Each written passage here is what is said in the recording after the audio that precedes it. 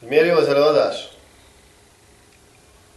Hát, egy közlünk vele.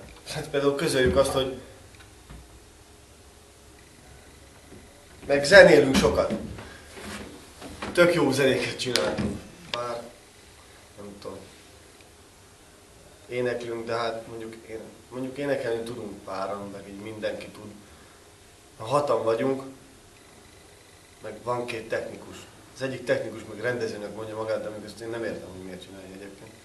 Van 3 lány, meg 3 fiú. A lányok ügyesek, meg szépek. A fiúk azok teszik a dolgukat, meg ilyen komolyak. Komolyan vesznek mindent. Hát. Szóval az előadás az mély.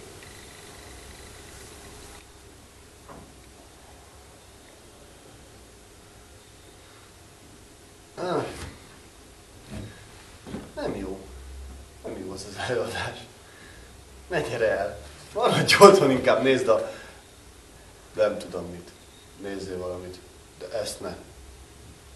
Kérlek szépen, ne gyere el, jó? Mert ez egy szar.